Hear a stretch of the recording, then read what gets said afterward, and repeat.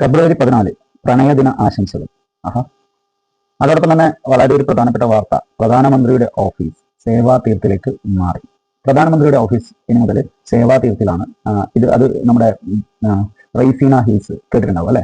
പ്രധാനമന്ത്രിയുടെ ഓഫീസ് നമ്മുടെ രാഷ്ട്രപതി ഭവൻ അതിന്റെ തൊട്ടടുത്തായി മാറ്റിയിട്ടുണ്ട്. ഇത് രണ്ടും സ്ഥിതി ചെയ്യുന്നത് റൈസീന ഹിൽസിനടുത്താണ്. അതേപോലെ നമ്മുടെ ഇലക്ഷൻ കമ്മീഷണറുടെ ഓഫീസ് നിർവചൻ സദനാണ്. വിവരാവകാശ കമ്മീഷണറുടെ ഓഫീസ് CIC ഭവനാണ്. UPSCയുടെ ഓഫീസ് ധോൽപൂർ ഭവനാണ്. ഇതൊക്കെ ഈ കൂട്ടത്തിൽ ഒന്ന് ഓർമ്മിപ്പിക്കുകയാണ്. അതേപോലെ തന്നെ ഈ പ്രധാനമന്ത്രിയുടെ ഓഫീസ് ഉദ്ഘാടനം ചെയ്യുന്ന സമയത്ത് 2-3 പ്രധാനപ്പെട്ട ഫയലുകളിൽ ഒപ്പുവെച്ചിട്ടുണ്ട്. അതിൽ ഒന്നാമത്തത് PM രാഹത്താണ്. PM രാഹത്ത് എന്ന് പറഞ്ഞാൽ ജീവൻ രക്ഷാ പദ്ധതിയാണ്. പദ്ധതി പ്രകാരം അപകടത്തിൽപ്പെടുന്നവർക്ക് 1.5 ലക്ഷം രൂപ വരെ പണമടയ്ക്കാതെ ഉള്ള ചികിത്സ ലഭ്യമാക്കും. രണ്ടാമത്തെ പദ്ധതിയുടെ പേര് ലാഖ്പതി ദീദിമാർ എന്നാണ്. അത് നമ്മുടെ സ്ത്രീ ശാക്തീകരണത്തിന് വേണ്ടിയിട്ടുള്ള ഒരു പദ്ധതിയാണ് ലാഖ്പതി ദീദിമാർ. കാർഷിക അടിസ്ഥാന ഫണ്ട് സൗകര്യം ഏർപ്പെടുത്തിയിട്ടുണ്ട്. അപ്പോൾ അതും 2 ലക്ഷം കോടിയാക്കിയിട്ടും മാറ്റിയിട്ടുണ്ട്.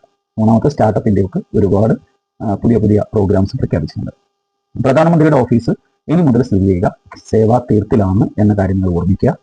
അതേപോലെ നമ്മുടെ പത്രത്തിൽ ഇന്ന് പ്രധാനമായിട്ടുള്ള ഒരു വാർത്തയാണ് ബംഗ്ലാദേശിന്റെ പ്രധാനമന്ത്രിയായിട്ട് താരിഖ് അല്ലെ, ബംഗ്ലാദേശ് നാഷണൽ പാർട്ടിയുടെ നേതാവായിട്ടുള്ള താരിഖ് വന്നിട്ടുണ്ട്. അപ്പം അവിടെ ഇതുവരെ ഉപദേശകനായിട്ടുണ്ടായിരുന്ന വ്യക്തി നമ്മുടെ പാവങ്ങളുടെ ബാങ്കർ എന്നറിയപ്പെടുന്ന മുഹമ്മദ് യൂനിസ് ആണ്, അല്ലെങ്കിൽ ഗ്രാമീണ ബാങ്കുകളുടെ പിതാവ് എന്നറിയപ്പെടുന്ന മുഹമ്മദ് യൂനിസ് ആണ് ഇതുവരെ ബംഗ്ലാദേശിന്റെ ഉപദേശകനായിട്ടുണ്ടായിരുന്നത്. ജൻസി വിപ്ലവം നടന്ന ഒരു പ്രദേശം കൂടിയാണ് ബംഗ്ലാദേശ് എന്ന് ഓർമ്മിക്കുക.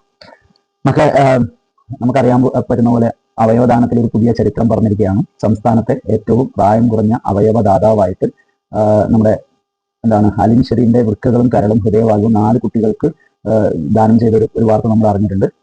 അപ്പോൾ ഇത്തരം വാർത്തകളൊക്കെ തന്നെ പ്രിയപ്പെട്ടവരൊന്ന് ശ്രദ്ധിക്കുക. നല്ല വാർത്തകൾ, നല്ല ദിനങ്ങൾ നമുക്കുണ്ടാവട്ടെ.